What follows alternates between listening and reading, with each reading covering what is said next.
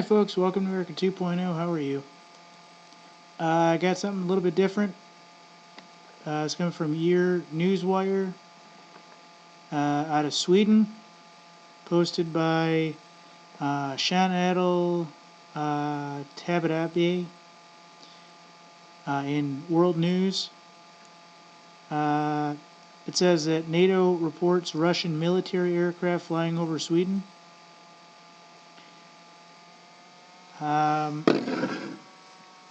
NATO and Swedish Air Force have tracked 4 Russian military aircraft with transponders turned off over the Baltic Sea on Tuesday. Officials said 2 long-range nuclear bombers and 2 additional Sukhoi Su. I can't read that if that's a 027 or Su-27 fighters were flying close to Swedish airspace. NATO said it scrambled Danish jets to Italian jets based out of Lithuania early Tuesday to identify Russian aircraft, which it said were heading to the Russian Baltic, to enclave of Kalingrad. So basically they were heading to the Russian Baltic enclave in Kalingrad. The Russian military aircraft didn't use their onboard transponder. They were not in contact with civilian air traffic control, and they were not on a pre-filed flight plan. A NATO military officer said on condition he not be identified by name in keeping with alliance practices. Swedish Foreign Minister Margaret Wallström said it was unacceptable for Russian planes to be flying with shut-off transponders that are necessary for identifying aircraft on radar, calling it a violation of international aviation rules. I'll go into this a little bit, folks, because I have a little bit of background in aviation. Not much, hoping to get more in the future, but right now, money's tight. This has happened now on a number of occasions and in a very challenging way, Wallström told reporters in Stockholm. We are tired of always having to protest against this kind of breach of rules. NATO and Sweden, which is not a member of the alliance, have reported an increased Russian air maneuvers over the Baltic Sea in recent years. Tuesday's sightings come as Finnish and Swedish military aircraft are preparing to train with U.S. fighters over the Baltic Sea, and Americans and NATO forces continue military exercises in the Baltic countries. The Swedish military said the threat against the Swedish had not grown, but that the armed forces were watching the increased activity in the region. So this is not by EU News. This is something different. If I had to guess this one, folks, I would say 100% this is absolutely true. This is just coming from an alternative media site. That's it. But I'd say 100% since this is just a sighting. Completely good.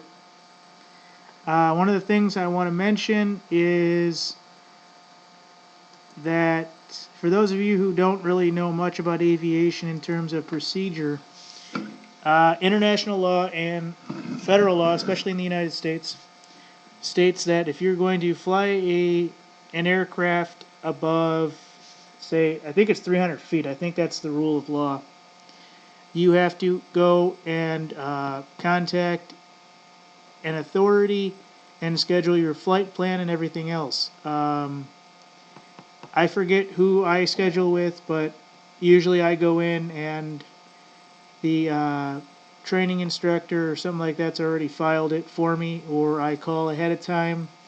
If I do my own solo or my own fly here or there, I haven't done it in a long time, so I wouldn't even dare to get into an aircraft. But they file their flight plan for you, so most of the time I didn't have to do it. But it's a long, drawn-out process because it deals with like the weather stations and everything else, keeping track of the fronts and all the different little weather patterns in the area, the no-fly zones, this and that. You're basically given number summary of what directions to go and this and that and everything else, and they want to know specifically what elevation you're going to be at and everything else. And I think it's like you have to be above 1,800 feet in Michigan to file this report and this and that and everything else. And I even thought if when I was going to read this, I should have just showed my my private pilot handbook on this, but I have recently, I believe, thrown it out for whatever reason. But I would have done this accordingly if I were to go up. And I'm not even certain in those small aircraft if you can even turn the transponders off, because I think everything is just automatic. But if you own your own plane, you can obviously turn things on, turn things off. But the way I understand it is these guys did breach international law.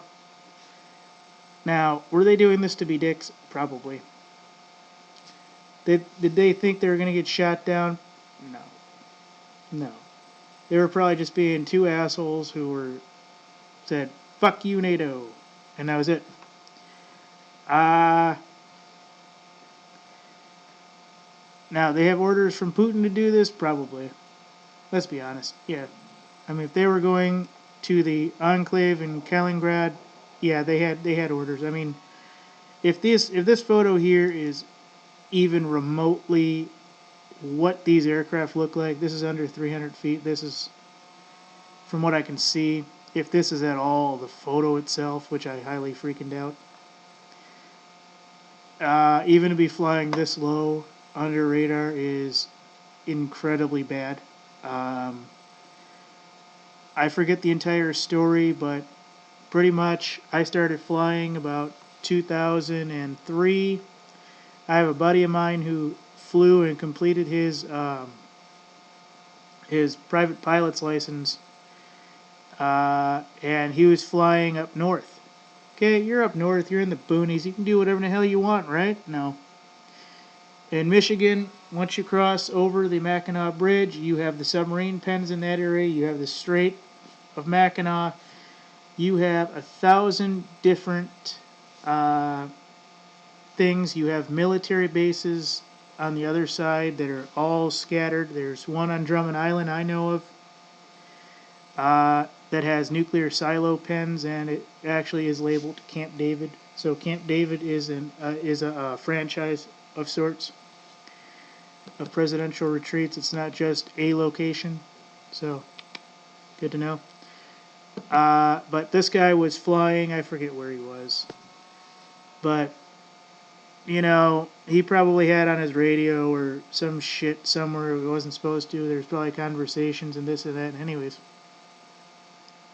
I think this was still in the Bush administration, but he had been doing something. His plane was, all over the place and everything. I guess he wasn't listening to his radio, and people were calling him. They were all concerned and all fucked up in the head.